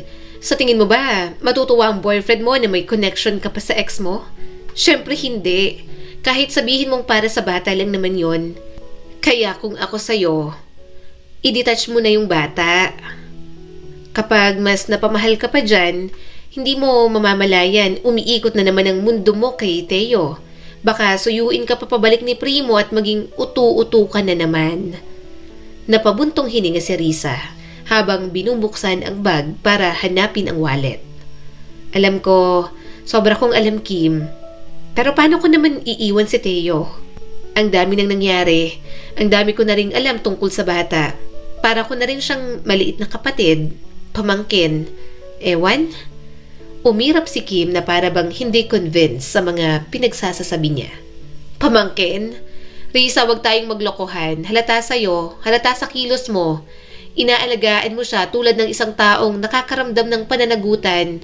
At delikado yan Umorder sila tapos naglakad ulit habang hawak ang kani-kanilang drinks. Hindi ka rin naman nanay ni Teo. Patuloy ng kaibigan niya. Pero tingnan mo kung paano ka kumilos. Nagpapakahirap ka. Napapagod ka. Umaabsent ka pa minsan para lang magbantay para masamahan siya kahit na hiwalay na naman kayo ng kumag mong ex-boyfriend. Tiningnan niya si Kim. Ayoko kasing may mangyaring masama sa bata. Wala masyadong sumasama doon. Minsan, paspasan ang schedule ni Primo. Tapos yung ninong na madalas pang iwan sa bata, mag-a-abroad na. Napahinto siya nang biglang kumapit si Kim sa braso niya. Risa, hindi mo problema yon. Hindi mo obligasyon. Hindi mo responsibilidad. Hindi ikaw ang magulang. Hayaan mo si Primo na mag-isip kung ano ang mga dapat niyang gawin. Napailing si Kim. Alam mo ba kung ano ang nakakatakot sa'yo? Hindi mo napapansin kung paano sumasakal sa'yo ang situation. Hindi mo namamalayan na umiikot ng mundo mo kay Teo at pati si Primo kahit sinasabi mong nakaka-move on ka na. Umupo sila sa bench, medyo madilim na at may sindi na ang ilang street lamps. Napakagatlabi si Risa pagkatapos humigop sa kanyang drinks. Hindi ko naman gustong maging nanay niya. Hindi ko naman pinipilit. Pero kapag kasama ko si Teo, hindi ko mapigilang alagaan siya. Hindi niya kasalanan lahat ng gulo. Bata siya at ang dami niyang kailangan na hindi niya nakukuha. Napairap si Kim. Oo, tama ka. Bata siya. Siya ang pinakawalang kasalanan. Pero hindi ibig sabihin na ikaw ang dapat sumalo. Napalunok si Risa at pinisilang straw. Pero ayoko ring maging masama. Paano kung bigla akong lumayo? Paano kung ma-feel ni Teo na iniwan ko siya? Kailangan niya na nga talaga siguro na limitahan ng sarili. Huwag nang pumunta sa bahay ng mga ito at dapat siguro na kung tatawag si Teo, sagutin niya pero huwag niyang i-push ang sarili na maging available para sa bata. Hindi rin naman healthy sa bata yon. Masasanay sa kanya si Teo ng sobra. Ang hirap, Kim. Hindi ko alam kung paano hindi masasaktan si Teo. Huminga ng malalim ang kaibigan niya. Mahirap talaga. Pero kung hindi mo sisimulan ngayon, lalaki si Teo na umaasa sa'yo. Tapos kapag nagkaroon ka na ng ibang relasyon, ikaw ang may ipit. Sino ang kawawa? Ikaw. Sino pa? Pati si Teo. Kawawa rin. Hindi mo siya pinapabayaan. Pinoprotektahan mo lang ang sarili mo. And eventually, pinoprotektahan mo rin siya. Kasi, hindi ka talagang nanay niya. Hindi mo kaya ibigay ang lahat. Hindi mo kayang punan ang lahat ng kulang sa buhay ng bata. Hindi dapat ikaw ang gumagawa niyan. Niyakap na lang siya ni Kim nang tumulo ang mga luha niya. Hindi na rin kasi makapag-isip ng tama si Risa. Mahal na mahal niya na si Teo, pero wala naman siyang karapatan para magdesisyon sa bata. Pero mukhang may isang taong ibibigay sa kanya ang Diyos para makatulong sa mga alalahanin niya. Tahimik ang gabi sa kwarto ni Risa, maliban sa mahinang ugong ng aircon. Ilang araw na siyang palaging umiiwas sa bata. Palagi na siyang tumatanggi kahit pa gustong-gusto niya nang makita si Teo. Tinitigan na lang ni Risa ang pictures nilang dalawa. 8:30 PM na. Story time na namin itong dalawa ni Teo. 9 PM ang pinakalit na tulog niya. Tulog na kaya siya ngayon? Biglang may nag-text na unknown number at nagulat siya nang makitang galing yon sa biological mother ni Teo. Hello, Risa. Sana tama itong number. Ako si Clara Ruiz, ang biological mother ni Teo. Wala akong intensyon na manggulo. Gusto ko lang makausap ka. Please, kailangan ko ng tulong mo. Napasinghap si Risa. Parang may malamig na tubig na dumaloy sa likod niya. Wala siyang alam tungkol sa nanay ni Theo. Hindi rin naman kasi siya nagtatanong. Hindi siya ang klase ng babae na maghahalungkat pa sa nakaraan ng naging boyfriend niya. Kaya nagulat siya sa message ni Clara. Bumangon siya at nag-type para sumagot. Pero nanginginig ang mga daliri niya at binura niya ang bawat letra. Hindi niya alam kung bakit kailangan pa siyang makausap ng ina ni Theo. Nagpadala ulit ng mensahe si Clara. Pwede ba kitang makausap? Kahit sandali lang. Hindi ko gustong guluhin ang buhay mo. Kailangan ko lang ng tulong para makuha ang anak ko. Napapikit si Risa. Hindi pinapakalma ang tibok ng puso. Gusto niyang huwag na lang pansinin. Gusto niyang isarang cellphone at magkunwaring hindi niya nakita ang lahat. Pero sa huli, nag-reply pa rin siya. Tinanong niya ito kung bakit siya na-reach out at mabilis naman ang naging sagot ni Clara. Salamat sa pag-reply. Hindi ako kaaway. Gusto lang kitang makausap ng personal. Please, marami kang kailangang malaman. Hindi niya alam kung solusyon ba yon o mas malaking problema. Pero babagabagin lang siya ng konsensya kung hindi niya susubukan. Kaya kahit may pagdududa, alam niyang makikipagkita siya. Kinabukasan, nakaupo si Risa sa isang maliit na cafe. Hinintay niya si Clara. 5 minuto bago ang napagkasunduan, bumukas ang pinto. Isang babaeng mga nasa late 20s. Naka-jeans at simpleng blouse ang pumasok. Mataas ang cheekbones, payat pero hindi naman unhealthy. Risa? Tanong ni Clara. Tumayo si Risa at tumango. Clara? Ngumiti si Clara ng mahiyain. Hi, salamat sa oras mo. Alam ko na weird to at awkward, pero salamat talaga. Unang nagsalita si Risa. Anong kailangan mong sabihin tungkol kay Primo? Napabuntong hininga si Clara. Ayoko sanang biglain ka pero ayoko rin naman na magpaligoy-ligoy pa. Hinugot nito ang cellphone at nag-scroll bago ibinaba sa mesa. May lumabas na ilang larawan. Si Clara at si Primo magkasama at mukhang masaya noon. Pero hindi yon ang nagpagulat kay Risa. Alam niyang may past naman talaga ang mga ito. Ang nagpagulat ay ang pangalawang larawan. Si Clara yon na maraming pasa at sugat sa mukha. Hindi ako umalis dahil wala akong pakialam, mahinahong sabi ni Clara. Umalis ako dahil delikado ako. Napaatras si Risa at napakunot ang noo. Ano? Marahan ang bawat salita ni Clara pero matatag. Risa, hindi ako masamang ina. Pinili ko lang ang mas ligtas. Ayokong iwan ng anak ko pero wala akong magawa noon. Wala akong pera.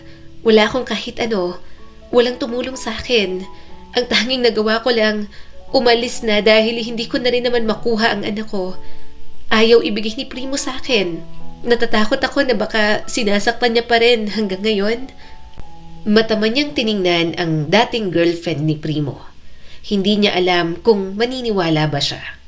Kahit naman kasi sabihing sira ulo si Primo, walang pagkakataon na nasaktan siya nito. Pero ano nga ba talaga ang alam niya na totoong Primo? Akala nga ni Risa na mahal siya, iyon naman pala, naghanap lang ng taong magpapakananay sa anak nito. Nanginginig ang mga kamay ni Clara. Hindi ko kayang alagaan si Theo. Habang ako rin ang inaabuso, naging magaling siyang tatay kapag may ibang taong nakatingin. Pero pagdating sa bahay, ako nag-aalaga, ako nagtatrabaho, ako nagbabayad. Si Primo umiinom, nagsusugal, umaalis ng gabi, hindi umuuwi. 4 na taon nang lumipas, baka nga nagbago na siya. Pero alam kong tuloy pa rin ang bisyo niya. Magaling lang siyang magtago. At nag-aalala ako na baka sa mga panahong nakahit-hit siya, sinasaktan niyang anak namin. Alam kong nahuli ako, pero hindi ko talaga alam kung paano babangon nun. Risa, no read, no write ako. Magsasaka lang ang mga magulang ko sa probinsya. Hindi ko alam kung paano lalaban sa kanya. Hindi ko alam kung paano ko kukunin ang anak ko na hindi ako matatakot na baka sundan niya kami. Parang nanunuot ang lamig sa buto ni Risa. Pinagmasdan niya ang ina ni Theo. Pananamit pa lang nito, Halatang wala na ngang masasabi sa buhay. Parang tuta na sunod lang din talaga ng sunod. Mukha rin itong stress at parang hindi alam ang gagawin. Subalit mukhang para sa anak, maglalakas loob pa rin. Parang inosente ito sa lahat ng bagay. Mangmang, kaya madaling nauuto at naaapi ng sinuman. Biglang tumulo ang mga luha ni Clara. Parang awa mo na. Tulungan mo ako, Risa. Nasa probinsya na ako. Ayos na ako ron pero gabi-gabi akong binabagabag. Kaya kahit wala akong sapat na pera, pumunta pa rin ako rito. Wala akong ibang ginawa kundi silipin ang anak ko hanggang sa nakita kita, sinubaybayan kita, napalapit ka sa anak ko at pakiramdam ko makakatulong ka sa akin. Mukha ka kasing hindi basta-basta. Parang matalino kang babae. Parang kaya mo kahit na sino. Hinawakan niya ang kamay nito. Bakit hindi ka nagsumbong sa mga pulis? Bakit hindi ka lumapit sa Vauci? Lumapit naman ako. Napayuko si Clara at sunod-sunod na bumagsak ang mga luha. Lumapit naman ako, kaso hindi kasi nila ako pinansin eh. Wala daw pag-asang mabawi ko ang anak ko. Tapos saka ko nalang nalaman na napinsan niya pala yung pulis na saktong napagsumbungan ko. Nang makarating ako sa probinsya, wala rin naman akong magawa dahil hirap na hirap kami nun. Magdudusa lang ang anak ko. Pasensya na, hindi ako makapagdesisyon ng tama. Hindi ko kasi alam paano gagamitin ng tama ang utak ko. Agad na tumayo si Risa at niyakap ito. Hey, wag mong sabihin yan. Tutulungan kita. Babawiin natin si Teo. Makakasama mo ulit ang anak mo. Ako ang bahala sa'yo. Ilalaban ka namin. Marami akong kaibigan na nagtatrabaho sa Vauci. Mag-contact ako para sa'yo. Hindi pa rin ako makapaniwala na ganyan ang sinapit mo kay Primo. Binigyan niya ito ng tissue para mapunasan ng luha. Gusto niyang kumalma ang ina ni Teo. Nasasaktan siya para rito at hindi niya lubos ma-imagine ang mga pinagdaanan nito. Nag-order si Risa ng maraming pagkain. Halatang gutom na gutom si Clara, pero sinisikap nito na hindi ipahalata. Mas lalo siyang naaawa at hinayaan na lang itong kumain ng kumain. Saan ka ba ngayon? Tanong ni Risa. May nahanap akong stay-in na trabaho. Dun sana, kaso may nyakis yung amo kaya umalis agad ako. Medyo nadala ako, kaya takot na akong maghanap ng mga stay-in. Pasensya na, naubos na kasi ang pera ko kaya gutom na gutom ako ngayon. Nagbaka sakali lang ako, pero mamaya pupunta ako sa bakery na papasukan ko. Malumanay na sabi ni Clara. Napabuntong hininga si Risa. Safe ka ba ron? You know what? Just stay in my unit. May isa pa akong kwarto ron. Ako nang magbibigay ng trabaho sa'yo. May pwede akong makausap doon sa company namin para magkaroon ka ng trabaho. Kahit hindi ka na dumaan sa interview. Pero baka janitress yun. Okay lang? Napayuko si Clara. Nakakahiya naman. Nakakahiya, Risa. Pero nginitian niya ito. Okay lang. Alam mo, napapasaya ako ng anak mo. Sobrang nananabik siya sa pagmamahal ng ina. Kung gusto mo, dadalhin ko siya sa kondo. Minsan kasi pinapayagan ako ni Primo na dalhin ang anak niyo sa pamamasyal. Makikita mo na siya. Bakas ang pananabik sa mukha ni Clara at agad na napaluha. Talaga? Makikilala ko ng anak ko? 4 na taong nawalay ang anak ko sa akin. Ano ba, sinasaktan ba siya? Kapag pinagmamasdan ko siya mula sa malayo, nakikita kong tahimik lang siya at hindi nakikipaglaro. Sandaling natigilan si Risa. Bigla niyang naalala ang mga panahon na sinabi sa kanya ni Theo na sinasaktan ito ng sariling ama. Pinag-awayan pa nga nila yon ni Primo noon. Subalit akala niya ay simpleng pagdidisiplina lang yon sa anak. At ngayong nalaman niya ang mga yon mula kay Clara, it makes sense kung bakit sobrang daling ma-attach ng bata sa kanya. Parang mas gusto pa sa kanya kaysa sa papa nito. Katulad ng pangako niya kay Clara, dinala niya ito sa kondo. Tinulungan niya rin na magkaroon ng trabaho. Mabait naman ang mga staff sa maintenance, kaya alam niyang magiging okay doon ang ina ni Theo. Risa, maraming salamat talaga sa tulong mo ha. Malumanay na sabi ni Clara. Napangiti naman siya. Wala yon. Habang nandito ka, ako ang bahala sa'yo. Kailangan mong bumangon sa buhay. Kung gusto mong mabawi ang anak mo, kailangan mong maging matatag. Sige at aakyat na ako. May trabaho pa ako. Pero mamayang lunch, daan ka sa workstation ko. Bibigyan kita ng pagkain for lunch. Medyo mahal din kasi ang pagkain sa cafeteria. Tumango agad si Clara. Salamat ulit. Sa mga lumipas na araw, naging abala sila sa mga trabaho. Nang dumating ang weekend, doon na niya inasikaso at sinabi sa mga kilala niya sa Vauci ang kaso ni Clara. Sa linggo naman, doon niya nakinuha si Theo kay Primo. Ipapasyal ko lang ang anak mo, seryoso niyang sabi kay Primo. Ngumisi naman ito. Pabalik-balik ka para sa bata. Gusto mo lang talagang makipagbalikan sa akin. Inirapan niya na lang ito. Ibang version ang nakilala niya kay Primo. Maaring nagbago na ito siguro, pero may mga kasalanan ito sa nakaraan na hindi man lang nabigyan ng hustisya. Hindi niya kayang hayaan yon para sa kanya. Hindi pagbabago ang pagtakas sa mga maling bagay na ginawa. Tita Risa, saan po tayo mamamasyal? Excited na tanong ni Theo. Napangiti naman siya agad. Pupunta tayo sa condo ko. May ipapakilala ako sa'yo. Pero sana maging secret lang natin tong dalawa ha. Wag na wag mong sasabihin sa papa mo. Tumango ang bata at agad na yumakap sa kanya. Okay po. Habang nakasakay sila sa sasakyan, hinahaplos niya ang buhok nito. Napapangiti siya kapag sumusulyap si Theo sa kanya. Hinahaplos niya ang braso nito nang bigla itong mapadaing. Aray. Bulalas ni Theo pero agad na napatakip ng bibig. Kumunot ang noo ni Risa at agad na tinaas ang long sleeves ng bata. Umawang ang bibig niya nang makita ang mga pasaroon. Theo, saan galing to? Sinong may gawa? Tanong niya rito. Natatakot na umiling si Theo. No. Hinawakan niya ang mukha nito. Sabihin mo sa akin, Theo. Si Tita Risa to. Alam mo naman na you can trust me, di ba? Biglang naluha si Theo. Ayaw. Niyakap niya ito. Sige na, sabihin mo na sa akin. Sinong may gawa nito sa'yo? Huwag kang mag-alala. Nandito ako. Ayaw. Mahinang sabi ni Theo habang nanginginig. Sabi ni Papa, hindi ka na raw pupunta kapag alam mo po. Hinarap niya ito muli. Of course not. Pupuntahan kita kahit anong mangyari. Lalo na ngayon. So sabihin mo sa akin, sinasaktan ka ba ni Primo? Bakas ang takot sa mukha ng bata. Pero napanatag ito dahil sa mga haplos niya. Opo, Tita Risa. Kapag lasing po, sabi niya po, love niyo po ako kaya love ko rin po siya. Pero minsan nagiging bad po siya. Palo niya po ako malakas.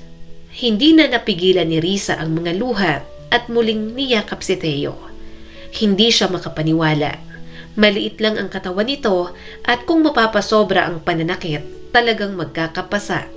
At ang hindi niya kayang isipin ay ang ibalik ito kay Primo pagkatapos niyang kunin. Tita Risa, balik ka po sa amin. Kapag nandun ka po, hindi po ako sinasaktan ni Papa. Umiiyak na sabi ng bata. Wag na lang po uwi. Sa bahay mo na lang po ako titira. Pinunasan niya ang mga luha. Oo, hindi na kita iuuwi. Magiging masaya ka. Magiging okay ang buhay mo. At alam mo, may surprise ako sa'yo. Pagdating natin sa condo, kikilalanin mo siya ha? Miss na miss ka na niya. Gustong gusto ka na niyang mayakap. Kumunot ang noo ng bata, kaya natawa na lang siya kahit na umiiyak. Pagdating sa condo, naabutan nilang naglilinis si Clara.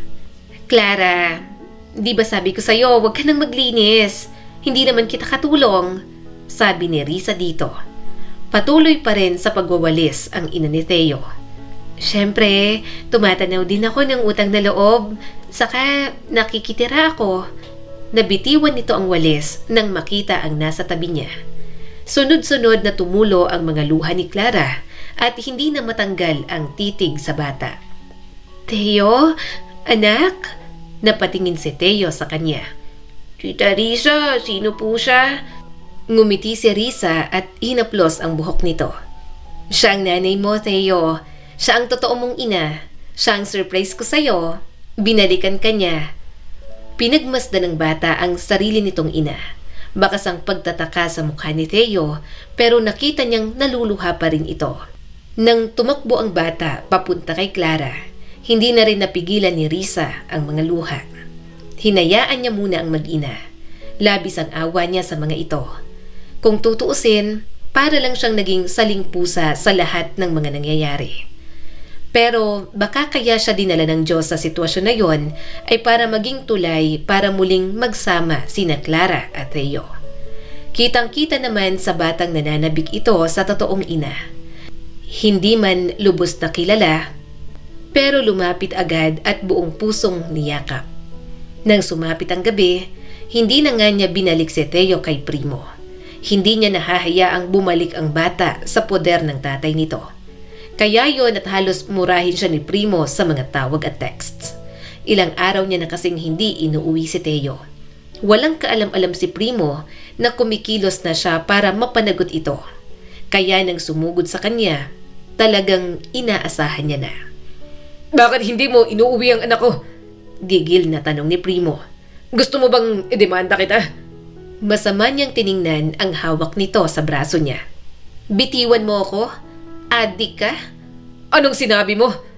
Nanlalaki ang mga matang tanong ni Primo. Saktong lumabas naman ng tricycle ang mag-ina. Nagkagulatan ang mga ito.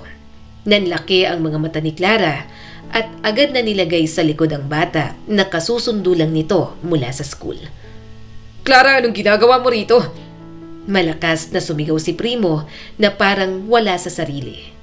Pinagmasdan niya itong mabuti. Namumula ang mga mata ni Primo at mukhang nakahit-hit yata. Hindi siya makapaniwala na hindi niya man lang napansin iyon. May record pala sa pagiging addict ang dati niyang boyfriend. Hindi ba't sinabi ko na huwag ka nang magpapakita sa akin? Malakas na sigaw ni Primo at akmang susugod kay Clara pero pinigilan niya ito. Teka! Bulalas ni Risa. Tinulak siya ni Primo at mahigpit na hinawakan ang kamay niya. Pinagkatiwalaan kita. Yun naman pala, nakikipagsabuatan ka sa babaeng to. Bitiwan mo ako habang nagtitimpi pa ako, mariing sabi ni Risa. Pero mas lalong humigpit yon. Narinig niya ang mga iyak ng mag-ina at humihingi ng tulong. Gustong tumulong ng matandang tricycle driver pero hindi rin alam kung ano ang gagawin. Mahigpit na hinawakan ni Risa ang kamay ni Primo saka mariing pinilipit. Napadaing ito at napaluhod. Gulat naman si Clara at agad siyang hinila papalayo. May mga papalapit na rin naman para umawat. Kaso, bago pa may makahawak kay Primo, muli na naman itong susugod sa kanya. Kaya bago pa nito magawa, mabilis niyang tinaas ang paa at malakas itong sinipa sa dibdib. Ako pa talagang hinamon mo? Adik! Bulyaw niya rito. Nananakit lang siya kapag may match. Hindi pa siya nakapanakit kahit isang beses na may talagang intensyong manakit. Nagagamit niya tuloy nang wala sa oras ang mga natutunan niya sa taekwondo simula elementary hanggang college. Mukha lang siyang mahinhin pero malakas talaga siyang manipa. Hindi niya lang talaga pinapakita dahil marami ang nata-turn off. Gusto niyang siya ang binibaby sa relasyon kaya hindi niya pinapakita na medyo siga talaga siya. Tita Risa, ang galing mo sumipa. Sabi ni Teo at hinihigit ang kanyang kamay. Napabuntong hininga si Risa. Nang araw na yon, naging abala talaga sila na magsampa ng kaso kay Primo. Malakas ang laban ng mag-ina, lalo na at nakaipon na ang ebidensya ni Clara. Sa bawat hearing, sinamahan niya rin ang mga ito at pagkatapos ng lahat ng pagdinig, tuluyang naparusahan si Primo. Walang hiya ka! Gigil na sabi ni Primo habang nasa loob ito ng selda. Nagbago na ako. Kaya ko na magbago. Bakit kailangan niyo pa akong parusahan ng ganito? Kung alam ko lang na magiging salot ka pala, di na sana kita pinatulan. Napailing siya rito. Ako pang salot ha? Masalot ka. Saka nasa ng pagbabago dyan? Sige, sabihin na natin na hindi ka na malala ngayon. Pero hindi mo matatawag na pagbabago kapag hindi mo hinarap ang mga pagkakamali mo. Kaya mabulok ka dyan. Pag nilayan mo ang mga kasalanan mo at magsisi sa mga ginawa mo sa mag-ina mo. Simula noon, unti-unti na silang nag-adjust sa kanilang mga buhay. Sina Clara at Theo na natili na muna sa kondo niya ng 2 taon. Pero nang bahagya ng makaahon si Clara, nagsabi na ito na lilipat na ng bahay. Hinayaan niya naman dahil gusto talaga nito na itaguyod ang sariling anak. Pero dahil napamahal na rin naman siya kay Theo, sinabi niyang siya nang sasagot sa pag-aaral ng bata hanggang mag-college. Nang siya na lang ulit mag-isa, mas lalo siyang nakapag-focus sa kanyang career. Nagsimula na ulit makipag-date si Risa. At ang lalaking yon, naging kasintahan niya na at pinakasalan na rin. Sobrang consistent din naman kasi, sobrang tino at nalaman niya pang crush na pala siya simula high school. Anak, anong iniiyak mo dyan? Tanong ni Risa sa anak niyang si Erich na 6 years old na. Mas lalong umiyak ang anak niya. Si Kuya Teo po, ayaw niya sa akin. Sabi ko siya na po ang asawa ko when we grow up. Pero ayaw niya sa akin. Kapatid daw po ang turing niya. Hindi naman po kami magkapatid. Nalaki ang mga mata ni Risa. Anak, parang ewan. 6 years old ka pa lang. Bakit gusto mo nang magpakasal? Saka hayaan mo na yung si Teo. Grade 6 na yon.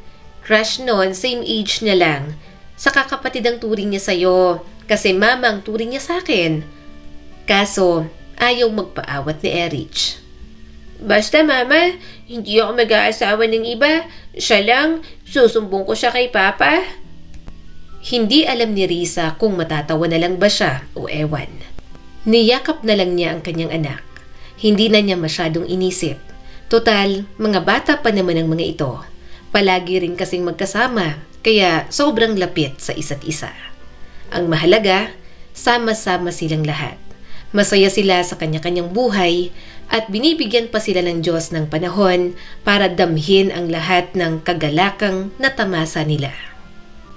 Ang kwentong ito ay nagpapaalala sa atin na may mga pag-ibig talaga sa ating buhay na kailangang bitawan.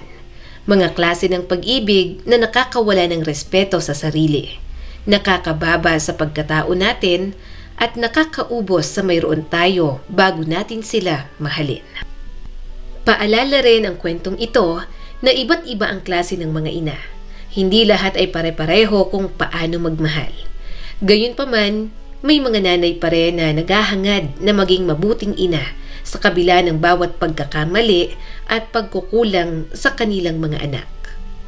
Muli, ako po si Skylar Guro at sana ay may bago na naman kayong natutunan sa kwento natin ngayon. Maraming salamat po.